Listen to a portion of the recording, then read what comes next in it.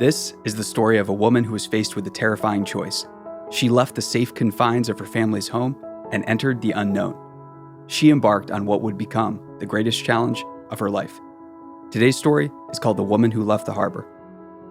Season 1 of the story features 12 women trailblazers who changed the world. The story is brought to you exclusively by Salesforce, who strives to create workplaces where everyone feels empowered to bring their full, authentic selves to work. And now, onto the story. Tanya knew something was wrong. Culture creates prisons, and she found herself trapped inside one. School was a struggle, but she managed to stick it out and graduate. Afterwards, Tanya felt the pressure to attend college. She was surrounded by friends and classmates who already accepted offer letters to prestigious universities. But Tanya was different. She didn't care about going to fancy colleges. She wanted to become a writer. But for now, she was a bike messenger in New York City. By the day, she would deliver envelopes all across Manhattan. By the night, she would hang out at shady bars until 4 a.m. on the Lower East Side. She told her family and friends that she wanted to be a writer, and they all insisted that in order to do that, she would need a college degree. Disheartened but determined, she went to her father for advice. Tanya's father was a tough man. One summer in Switzerland, he told Tanya to come over and grab a metal fence. She walked over, grabbed the fence, and instantly received a strong jolt of electricity. Stunned, she watched her father laugh. He went on to tell her that sometimes you only learn things in this world the hard way. Was it harsh? Yes, but it was a lesson that she would never forget. Although her father was tough, he also had a softer side and positive hopes for his children's future. He viewed the world as a place to explore. Only by going out into it and through taking smart risks could anyone begin to understand it. It was only after you fell down on your own and learned how to pick yourself up again that you could properly experience and master the world. Although her relationship with her father was strained, they managed to reconnect on a family sailing trip. Sailing was the only constant that seemed to keep the family together. So she went to her father for advice. Being a bike messenger was a struggle, she told him. And meanwhile, she was surrounded by people who were telling her to go to college. She just wanted to be a writer. She didn't think college was necessary. Her father listened, but thought she was making a big mistake. Tanya didn't think she was, and that tension caused argument after argument. Her father wasn't having any of it, and neither was she. At first glance, her father had two choices. He knew that she needed structure and guidance. He could try to pressure her into going to college and getting that degree. Or he could support her. He could tell her to skip college and that she would be all right without it. But he knew that she didn't have a plan. Her father knew that the easy path in life always carried serious trade-offs. If she chose the easy path, she would get in the habit of choosing comfort. He saw what happened to people in the world who spent decades seeking comfort. It was never pretty. He heard the passion in his daughter's voice, the yearning for freedom. Her father thought about it carefully, and he knew what she wanted most, to buy a sailboat of her own. So he presented her with a simple offer. I guess you can skip college. The girl's eyebrows raised. And I'll loan you the money to buy that sailboat. A smile spread across the young girl's face. But, sighed her father, she was frozen in anticipation. But, he said, you'll have to sail it around the world. Alone. And afterwards, you'll have to write a book about it. You want to be a writer, don't you? Tanya was dumbfounded. She didn't even know how to drive a car, much less a boat. She had never handled a boat by herself before, and she'd only taken one course in celestial navigation. The thought of sailing on a small boat in the open ocean alone was terrifying. After a few days of thinking about the proposition, Tanya wasn't sure what to do. Sailing around the world meant that she would have to leave her friends on the Lower East Side, her family, and her mother, who was battling cancer. But her father was adamant. It would be hard, but it was something that she could do. He believed in her, and that belief rubbed off. In her mind, Tanya imagined herself on the boat, with the wind in her hair and the ocean all around her. There was an opportunity in front of her to see the world. In a mixture of fear, confusion, she spoke before she could think. I'll do it. The words felt like they were said by someone else, and she instantly regretted them. What had she committed to? Soon after her commitment, Tanya and her father were headed to a boat show in Annapolis, Maryland. They were on the hunt to find the perfect boat for her journey. On the last day of the trip, they found a 26-foot sailboat. It was smaller and older than the hundreds of fancy boats around it, but it would do the job. Besides, it wasn't just any 26-foot sailboat. It was a Contessa 26. It was built to last.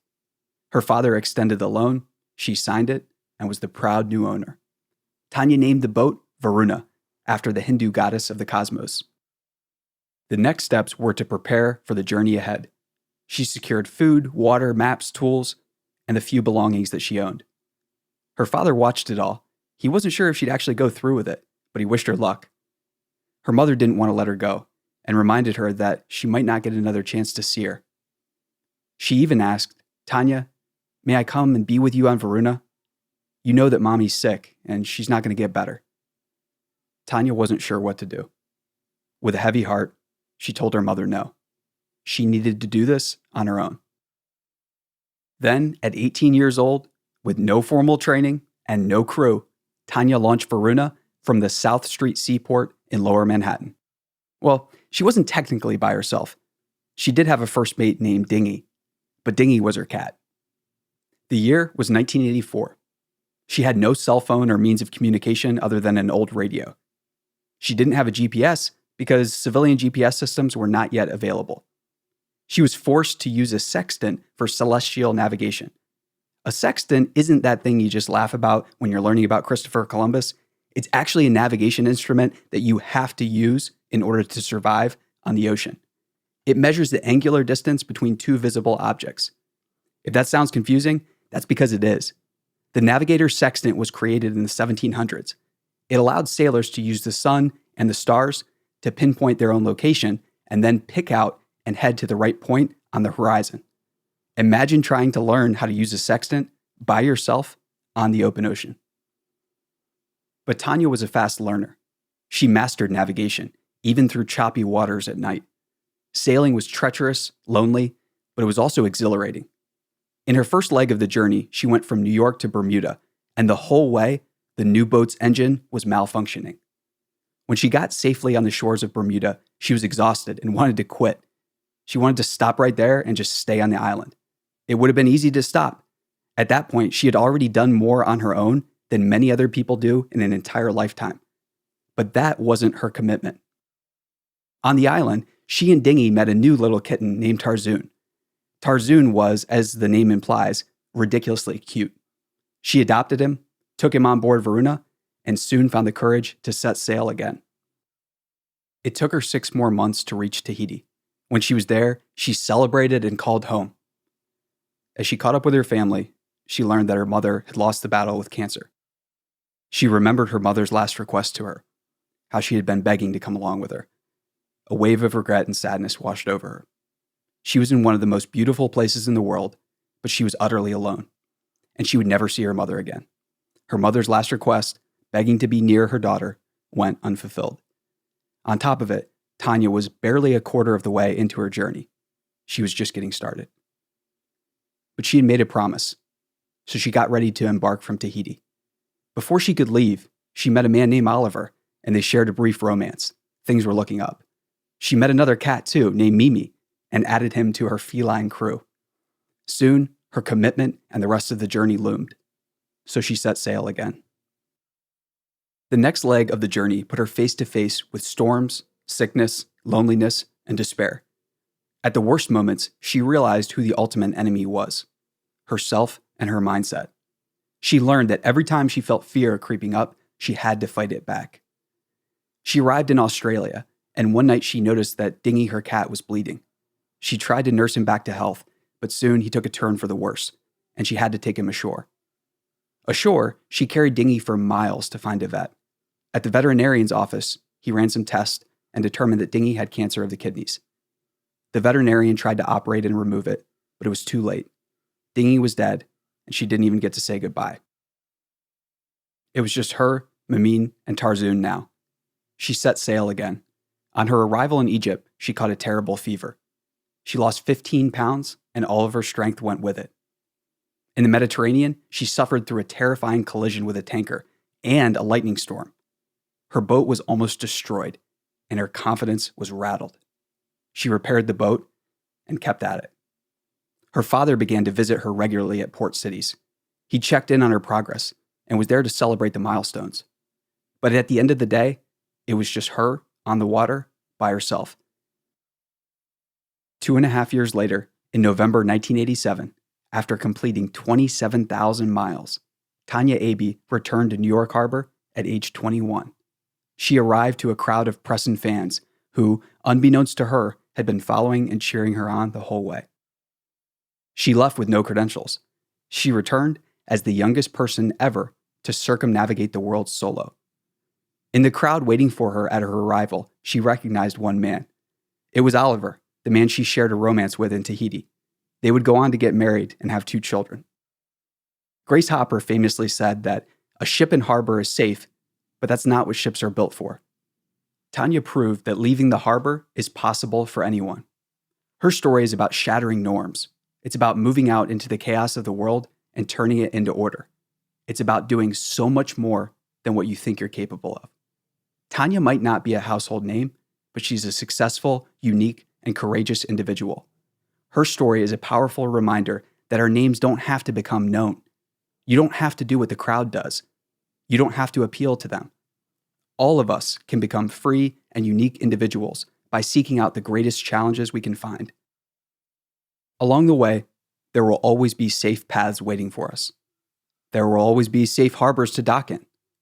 But we can't remain docked in safe harbors forever. So leave the safe harbor. And if you find yourself riding tumultuous waves or shipwrecked, revel in it. There are always gifts and lessons for those who take radical agency over their own lives. It won't be easy, and it will mean you'll be painfully isolated from people who choose to remain docked in the safe harbor. But do you want to be like those people? Tanya Abey's own words offer a powerful insight into how her voyage around the world transformed her mind. She says, "It happens rarely, but whenever I do read a newspaper, listen to the radio, or watch television on a variety of topics, I find myself wondering, how? How can this happen? How can people be so gullible? I'm renewed with gratitude to my father for having given me the chance to dodge full immersion in the homogenizing machine. It makes me more determined than ever to pass this gift of becoming an individual onto my own children." Tanya's words remind us that it's scary to think about leaving the harbor. But ships that don't leave the harbor never have interesting stories to tell. Leave the harbor, sail out into the unknown, and come back and dock. You'll be better for it, and so will the rest of the world. That's her story. What's yours going to be? Thank you for listening to The Story. As a thank you, we have an exclusive giveaway for listeners of The Story, a chance to win 1 of 10 free tickets to Dreamforce, courtesy of our presenting sponsor, Salesforce.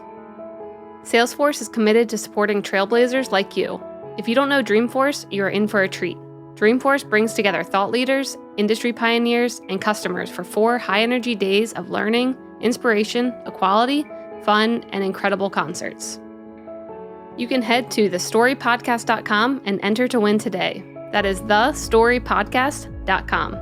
Thank you again to our presenting sponsor, Salesforce, for helping promote equal opportunity and sharing these stories of trailblazers.